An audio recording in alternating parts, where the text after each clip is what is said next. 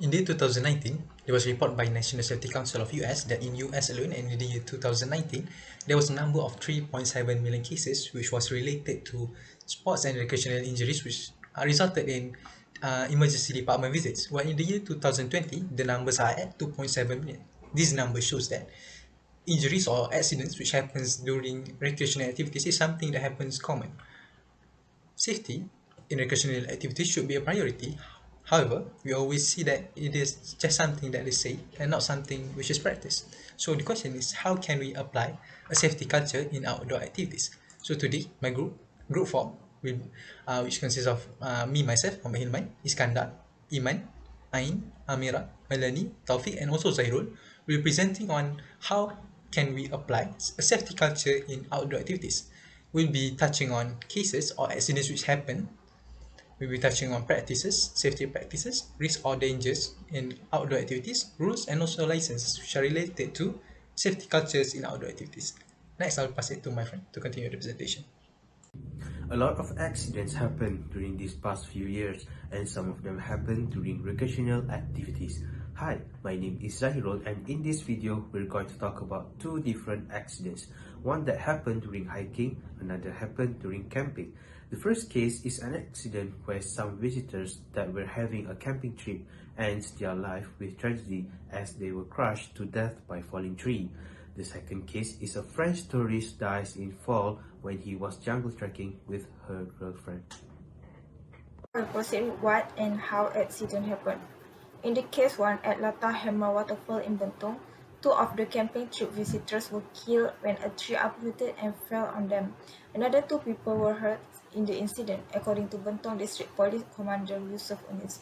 Visitors at the scene reported that the tree, which had a 100-foot circumference, had fallen into the area where the victims had set up a tent. Both victims were believed to have fallen down the cliff around 60 meters, and their bodies were located under the tree by the fire and rescue department.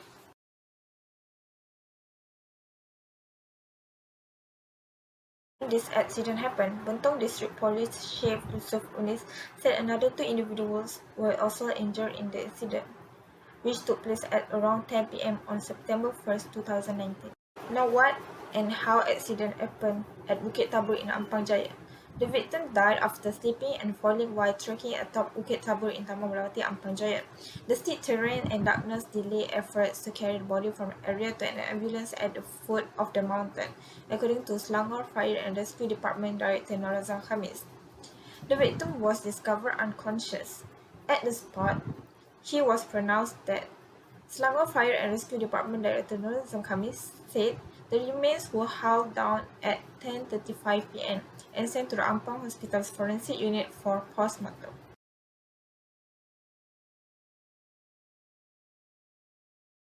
When this accident happened, Martin Simon Nathan, 29, was hiking with his girlfriend at famed tourist site when the tragedy happened at 2:30 p.m. An hour after they started their hike. At 6:45 p.m., the victim was discovered unconscious. At the spot, he was pronounced dead. I'm going to share about the previous instances of trips at Lata Hammer Waterfall in Bentong. On 24th February 2018, a student of the International Islamic University of Malaysia (IIUM) was feared drowned while bathing with his friend at Lata Hammer. It is understood that 5 IIUM students, including the victim of a bath at Lata Hammer, and suddenly all of them drowned and asked for help. However, some said that 4 of them were rescued by the public, while the victims were believed to have been swept away by the current and drowned. On 15 May 2018, a man is believed to have drowned while looking for wood at Lata Hammer Waterfall as well. In the incident at about 10 a.m., Muhammad Ahmad Arif, 26, was said to be at the location with 3 other friends. The victim was believed to have drowned while searching for wood in Lata Hammer Waterfall area. For previous instances of trips to the perilous Bukit Tabur, I'm going to start from October 15, 2008, where a college student fell from a height. In March 28, 2009, 2 doctors were discovered dead. September 23rd, Lim Kok Leong slipped but was saved by a tree branch. On December 19, 2009, five companions became separated for 5 hours while hiking. A 27-year-old engineer fell 100 meters into a ravine and survived with minor injuries on December 17, 2012. On September 28, 2013, Tan Tik Soon, aged 51, was seriously injured after falling 60 meters down a steep slope. On December 3, 2013, a science teacher in his 30s died after slipping down a steep slope. And last but not least, on January 5, 2014, a female fell from around 10 meters down a ravine and suffered injuries to her back, hand, and face. Proceeding with the next part, I will share the reason why and where did the accident happen. So, for the first case, the main reason why the accident happened is due to the area which they set up their tent. Based on the article we refer to, the hikers set up their tent under a large tree. The tree was then uprooted and fell on the victim, which causing the victim to fall into a cliff with 60-meter depth. Although there are no rain reported on that day, the tree may not be in a strong condition, where there may be erosion in the area of the tree which caused by heavy rain or strong wind in the previous day. Therefore, it is not safe to camp under a tree as during even slight wind, items such as fruit and branches can drop on the ground where you are camping. Next, Case 1 happened at Lata Hema Waterfall in Bentong, where this area is a waterfall and forest area. This type of area often has slippery rocks, large trees, and strong water current. Therefore, many precautions should be followed to avoid any accident due to the soil structure itself, trees, and also the water current, especially when it is rain. Moving on to the next case, the main reason why the accident happened is due to the slippery and narrow hiking trail. The victim slipped and fell into a deep cliff and may have suffered a strong blow on his head. The victim died at the scene due to serious head injuries. Therefore, it is very important for us to make a research about the mountain or hill to be climbed, as well as make initial preparations such as suitable clothes, shoes, or any necessities for climbing such as rope. Next, Case 2 happened at Bukit Tabor in Taman Melawati Ampan Jaya, where Bukit Tabor is a rocky hill with many gorges and also very high steep. Therefore, the wearing of appropriate shoes and clothing is very important. Full attention when walking and climbing should also be given to ensure that we can walk smoothly on the relatively small, narrow, and rocky trail without slipping and falling. Hi, my name is Taufik. I'm gonna guide you on a suggestion for our safety in recreational activities. Firstly, learn basic first aid so you will know how to identify and treat injuries and illnesses. Carry a first aid kit with you.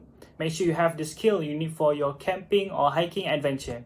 Secondly, be in good physical condition. If you have any medical conditions, discuss your plans with your healthcare provider and get approval before setting out. Thirdly, be weather wise. You should be aware of the signs for approaching storm or changing weather conditions. Keep an eye current and predicted weather conditions. Furthermore, travel with a companion. If you will be entering a remote area, your group should have a minimum 4 people. This way, if one is hurt, another can stay with the victim and 2 go for help. Moreover, wear appropriate clothing and check your equipment. Keep your equipment in good working order. Inspect it before your trip and do not wait until you are at the trailhead. Be alert for slippery areas. Take your time to avoid tripping. Low-hanging branches and variable terrains make running unsafe, and leaves can hide slippery area underneath. Lastly, make camp or tent before dark. Traveling after darkness has resulted in many accidents from falls, so travel only during daylight. Set up camp well away from the edge of cliffs and learn the terrain during daylight. If you have to leave camp after dark, stay in areas you have seen in daylight. Go with a friend and always use a good flashlight. When participating in outdoor recreation such as hiking, camping, canoeing, and cycling, there are still risks even when one does not place themselves in harm's way. Now, what are the potential risks when participating in a recreational or outdoor activity? Well, there are many to count, considering that there are also unpredictable risks that may appear during a recreational activity. However, despite that, I will only display the most common potential risks, and they are as follows. Now, here are the seven most common potential risks in recreational activities. 1.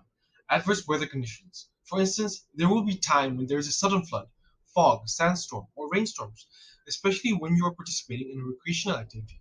In fact, lightning in particular is very frequent and is considered as a serious threat in many regions. 2. Natural disasters. Natural disasters such as an earthquake or tsunami is completely unpredictable. However, there are some ways to minimize the risk. 3. Animals and insects. In many adventures, there will be certain encounters with large predatory animals such as bears or tigers. Other animals and insects, on the other hand, may be venomous, such as snakes, spiders, scorpions, ants, and others may harm an individual directly. Additionally, there are also insects which may carry communicable diseases. 4. Injuries and accidents. Injuries and accidents may occur when one slips on an object or a train.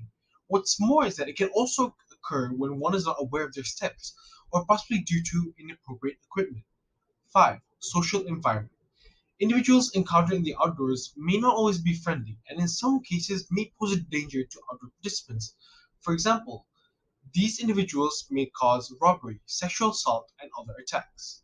6. Getting lost. Travelers may also get lost either in a group or by themselves. For instance, one can make a false turn at a trail junction. 7. Internal injury. Internal injuries such as sprains, back injury, or possibly digestive infections could hinder one's activities in the outdoors and possibly someone's life. Next is certification or license for recreational activities in Malaysia.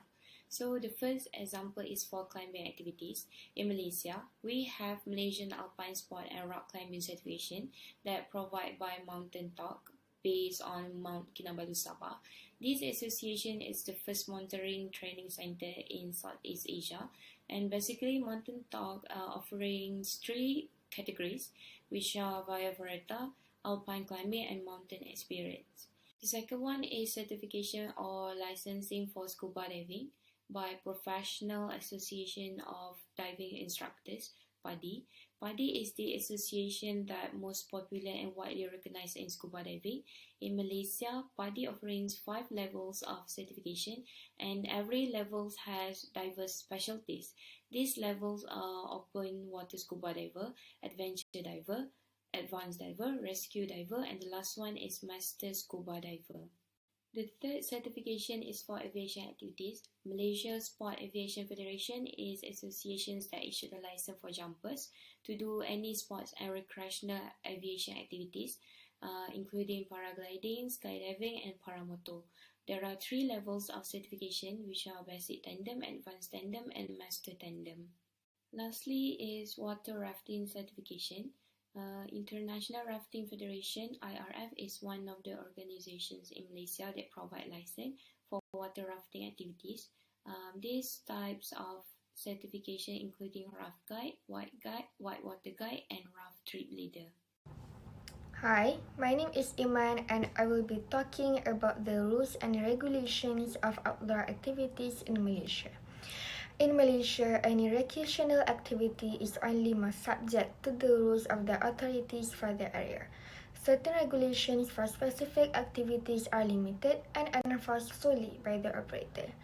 In fact, due to a lack of enforcement, several activities conducted by the school or university with students do not adhere to the current recreational standards, all because there is no clear recognition, particular laws, or official guidelines for recreation in Malaysia, despite the fact that recreational activities are conducted as a leisure by the general population.